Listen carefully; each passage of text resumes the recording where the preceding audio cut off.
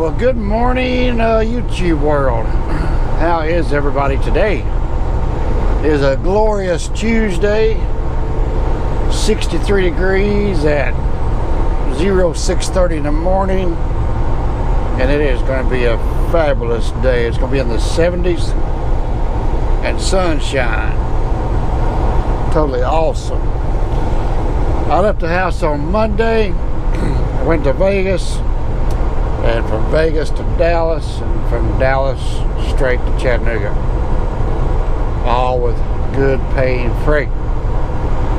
So be right back at the house today. Come on. So yeah, man, it's fantastic. I tell you, this on authority business, I can take a dart and throw it at the map of the United States and say, okay, I'm going to go there today. It's that stinking simple. But with all that said,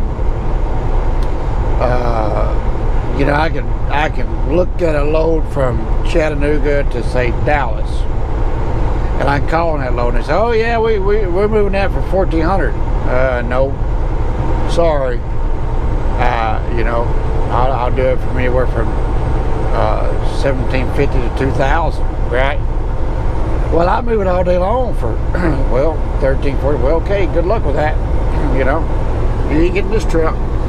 You guys need to stop doing that, man. I mean, the rates are there, you know.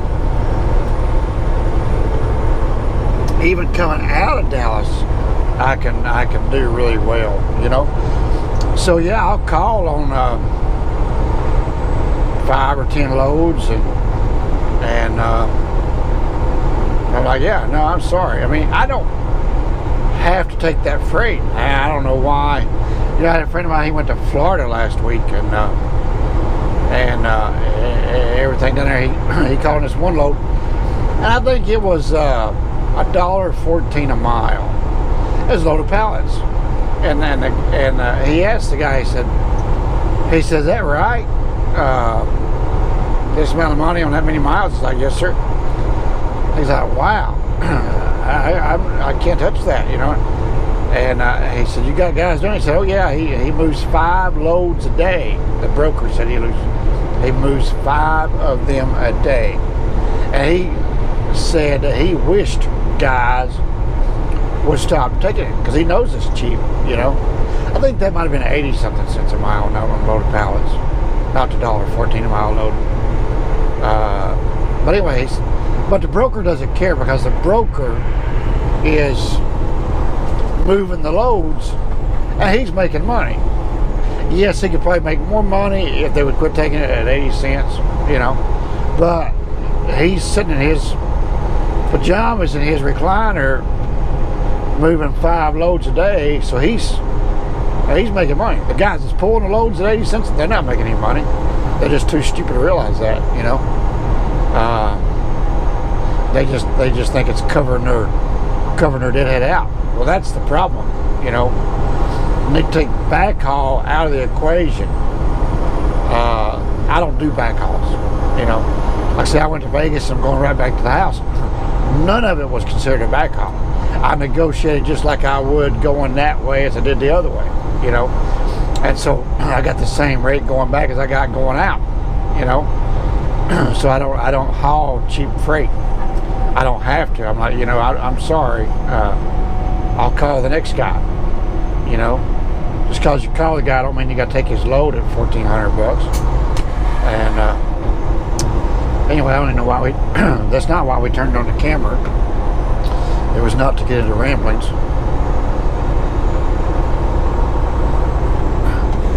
But I wanted to tell you that this Ram McNally, man, I'm in love with this thing. I hate it. But see, it wasn't the Ram McNally, it was the operator. Now, there's one guy on my YouTube channel, he said, I wanted to let you know right now, dude, I need to quit the dude word, right? I had already checked that preferred interstate routing when you left me that comment, so, but anyway, so yeah, kudos to you for that suggestion, but luckily I had already found it. So yeah, it was on preferred interstates, and that's what it was running. And we're going to get in the left lane right here just to protect this bus. because if somebody was to come up behind me, they couldn't see the bus because of my truck blocking them. So that way, if he throws the red lights on, somebody doesn't come flying past me. And right here's what you got to watch. Like this bus is going to make a right-hand turn. They have a lot of tail swing. That tail swing will come out. See that tail swing?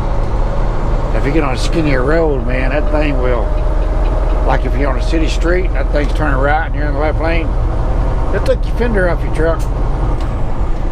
So, just something to watch out around school buses. And I stay away from school buses like the plague, man.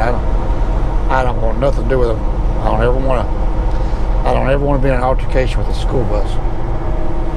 So I try to avoid the school bus like a plague, stay as far away from them as possible. But anyway, I think the buses are just leaving out to go get the kids because the school zone's not active and it's too early. It's only 6:30. So anyway, yes, we're going home. Today's Tuesday. Should be home by, we'll be at the Constantine at 10. Should be unloaded by noon. Because you drop the trailer and they take it across the road and unload it. Then they bring it back. Sometimes that's a couple of hours to load empty Coke bottles. So, hello sunshine. So yeah, we unload. Today's Tuesday. We go home. Then they got a chance of rain Wednesday and Thursday and Saturday. But I got a load booked for Friday. I was going to go right back out on Wednesday. I was looking at loads. There was some decent loads going like North Carolina. There's a lot of cheap freight going to like Phoenix and California. I'm like, yeah, I'm not doing that. But anyway, so a load popped going to Houston for Monday, picking up Friday. I'll pick it up Friday and I'll stay home with it till Saturday for really good money. So I guess I'll stay home till Friday. But I'm gonna get that Harley out. It's supposed to rain.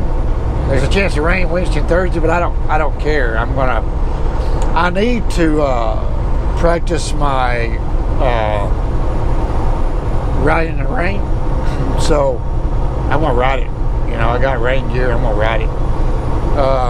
But I need to take it to Harley, I think, and check the tires. It's a 2013. I know the guy changed the wheels and tires. I think when it was fairly new, he custom ordered rims and tires for it. So, but I would guess they're probably, you know, I didn't even realize the age until this morning. I started thinking about it because I was going to take them to the Harley dealer and check them anyway, because I had a Yamaha that was 3 years old and I slid that thing off the road, but I'm convinced it was because the tires were hard, because they sit there and they get cold, they get hot, they get cold, they get hot. And but anyway, these tires are probably 5 years old, and that's what the lifespan of any tire, even on your car, is 5 years if you're lucky. They just don't put the petroleum in them they used to the oil, so they dry rot. But so I would imagine they've gotten hard, and they've been sitting. That thing ain't been rode in probably, I don't know, 6 months. So I need to take it to Harley and have them check the tires. I might put new rubber on it, you know, just as a safety aspect. Yes, there's still lots of tread there, but they're probably, I just suspect that they're hard or but anyway, so I'll let the dealership look at them, and I'm not against putting new tires on it. I think it could probably use it. But anyway, so yeah, I'll probably get it out and ride it. Take it home this evening and wash it, get it cleaned up. Try to ride that thing. And wash this nasty truck. This thing is filthy. So that's where we are with all that. But anyway, that old guy that had that load I booked going to Houston, he had 2 of them. So I booked both of them. And you're like, well, how'd you do that? Well, I got friends that have their own authority in their own trucks. And I got one of the guys lives up there. I said, hey man, I'll take them both. He's like, really? I said, yes sir. and I just made his day, you know. But anyway, yes sir indeed. Alright man, see you in a bit. Oh, I think I forgot to tell you why I love this Rand McNally now, because that I'm on Highway 72 in Alabama. I get off there in Memphis and I run across 72 straight to Chattanooga. It's my preferred route. Well, the Rand McNally automatically routed me that way. I'm like, oh my gosh, man, I love it. Because that Garmin didn't ever want to do that. It'd always take you across 40 to Nashville and back down to Chattanooga. This way here is 20 miles shorter at about the same time frame, right at it, you know, but so much better. All right, we got a stale green here. Get on the brakes. Yep, see that? Are we good or what? So anyway, yeah, so time frame's about the same, but this is actually a lot better. I dig out my sunglasses. The sun is in my face. So this route is just a whole lot better, man, because you got all them morons that on 40 from Memphis to Nashville. Guys can't drive up there, you know. And but anyway, you know, back in the day when you pass another truck, you could trust that truck driver. You know, if he started drifting over, it never did concern me if he was drifting, because I knew he was going to pull it back, you know. Not anymore. Nowadays, you don't know if they're going to keep coming across. They'll cross that zipper on you, you know. They just have no, I don't know. The drivers have changed, buddy. There's no longer, yeah, I don't know.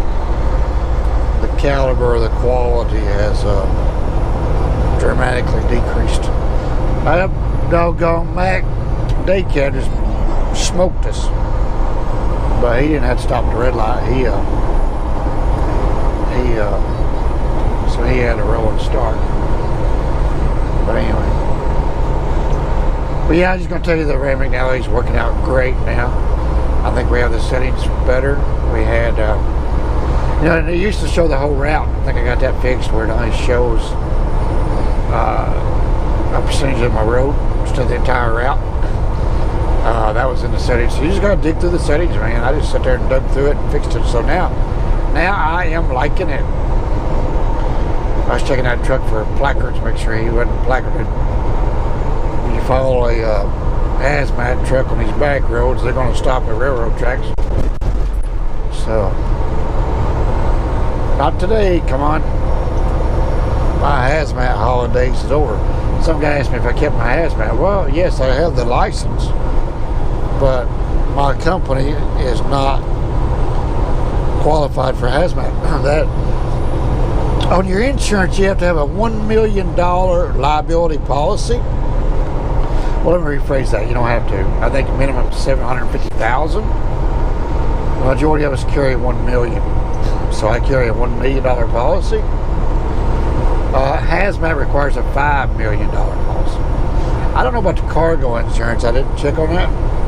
I carry $100,000 cargo insurance, and if a load requires you to have more than $100,000 cargo insurance, like the load I pick up Friday, it requires $200,000, but the broker's covering it. I'm like, sweet, I love it, you know. So, but I can call my insurance broker and add another 50 or 100, whatever I need. A friend of mine, he had 50 to his, so he's carrying 150,000, and it was an extra $20 a month. So he just left it. I don't know why you want to throw that $20 a month away, because you don't need it, you know. But he put it on there and he left it. So that way he doesn't ever have to call again. But yeah, you don't 100,000 is about all you need, unless they say otherwise. So anyway, I forgot where our ramblings was going, because the sun is killing me. So anyway, all right, I'm gonna go fight this sun, this dirty windshield, and this nasty truck on a beautiful day. And And see you in a bit. Have I even told you guys that we picked a load up in? Yeah, I think we did mention Chattanooga to, Dallas to Chattanooga. We didn't mention what we had, but load empty Coke bottles we picked up from a Lion agent. We'll get into that later on. But I've done that load before. I knew it was not. I knew it was appointment time on delivery side, and hang on, was I supposed to turn there? I knew it was. I gotta go over here to. But I was supposed to turn right there. Turn left onto South Hickory Street. So. Turn left onto East 23rd Street. I know I missed a turn. Shut up. So. Yeah, you know. West on East 23rd Street toward Tinsley Place. I told the broker. I said that requires a delivery point. Oh no, 24 hour. Yeah, right. That's a 24-hour trucking company. That a guy with a day cab takes a trailer across the road to the Coke plant to unload the bottles. You know, but you gotta have an appointment for the bottles. No, 24 hour. Anyway, so yeah, just as I suspected. I got there at 10 o'clock this morning, and they delivery appointment 17:30. So we're bobtailing over here to Cummins.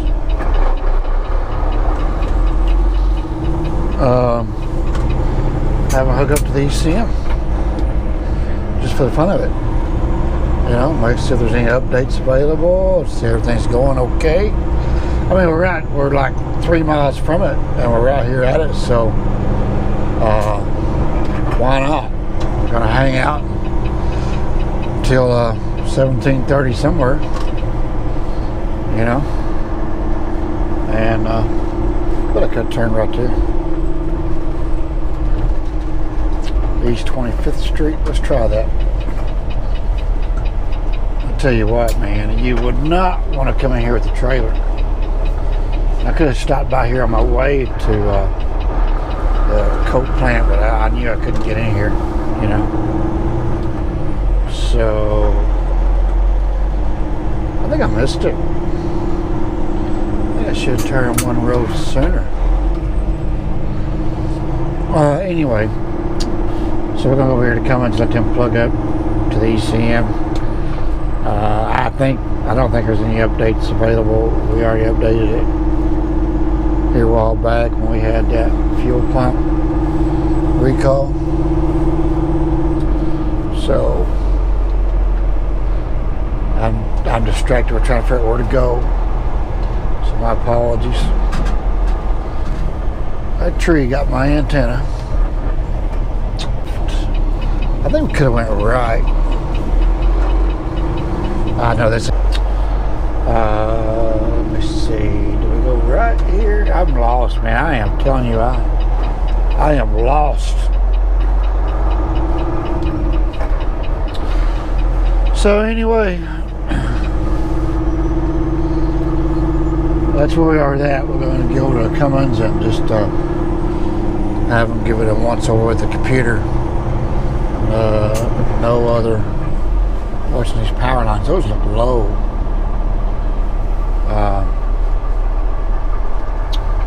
No other, just an ECM check.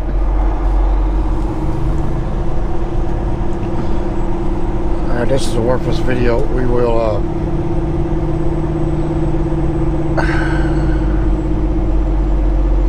where is this place at? I see the sign up here over the interstate. So I'm gonna go straight.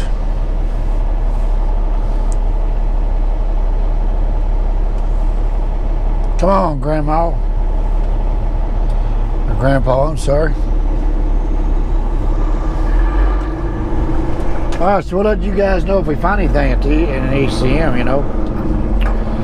So, It's just like going and getting yourself a physical. We're going to go get the trucking physical. So yeah, we came in on the back side of it. That's what we did. So I wonder if you can even get in a gate down there. I don't think so. So let's turn right here. That's a gate. Let's turn, yeah, that's a good call here. We're going to turn right and then turn left. But yeah, so there's no way you could get in here with a trailer. I mean, that'd be possible, but it would not be advisable, I don't believe. I do not believe so. They even have electric fence on the inside of their fence. I'm telling you, this is not a good neighborhood. It's not a good neighborhood. Alright, see you.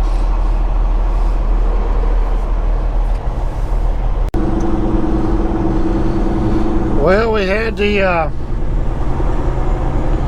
ACM checked and it was clean. There was 2 inactive codes from a long time ago relating to the DEF side. One of the codes was for a bad ground. 0.2 miles, turn right on possible bad ground in the harness. And the other code was, I forget what it said. He gave me a printout, but they were both DEF related, and but they were inactive, so we were good. He recommended changing the DEF filter, so I didn't know anything about that. So he showed me where it was at, just like servicing anything else, fuel filters or whatnot. So I probably need to see if this, I guess this truck has a water pump filter on it too. I need to check into that. But so we'll get around to it. We'll check the DEF filter. Well, yeah, she's everything looked good. Why don't I want to make a U-turn there? I'm pretty sure I made the right turn. But anyway, we're trying to get back over here to where our trailer's at. It's only 12:45. Appointment is 17:30, so we got to decide. truck weight violation. Truck weight violation. Truck weight violation. Yeah. Truck weight violation. Shut up, stupid. 900 feet. Turn right on Riverside Drive. So, man, these roads are rough. 160 feet. So we got to decide if we're going to leave our trailer here and go home, or stay here and wait a minute. I could use a nap, do some data entry, so I may just ride it out. I say we have to get this thing back out tomorrow and come back over here to get it. 200 feet. Keep to the left on Chattanooga Highway, TN 58. So the Cummins shop, they really like the truck. I said, well, thank you. I really like the motor. Because that's all they do, is they just do the Cummins engines. They don't work on trucks. They just work on the engine side. That's why I bought this truck, was for this motor. But anyway, so yeah, just thought I'd give you an update on this physical. Physical checked out good. Turn left on Blossom Mountain Drive. I would like to find a truck, or not a truck wash, but a car wash, one of them car wash bays, and put the rear end inside that thing and wash the pumpkins and frame rails. I got a pressure washer at home, but that car wash, I could really put the soap to it and use their hose and just be gentle with it, with the pressure. So yeah, that way I get grease in the bay and not in my yard, my driveway where I walk in it, spread it all over the house. So anyway, alright, we're just looking for a car wash while we're rambling. You guys have a good one. See you on the next clip. So I want y'all to look at this nasty place I'm having to deal with. Big cry, baby.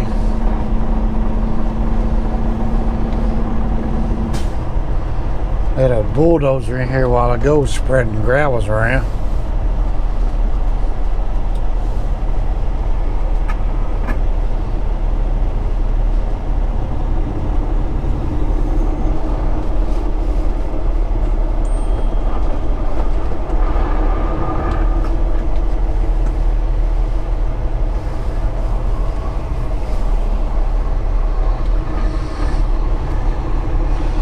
guess we'll park where the bobtails are and go over and lock our trailer up. Our toolbox. We did not lock it. We forgot. Then we're gonna come back and either take a nap or do some data entry. You know, blah blah blah. Fun stuff. So anyway, glad my truck is nasty. Yep.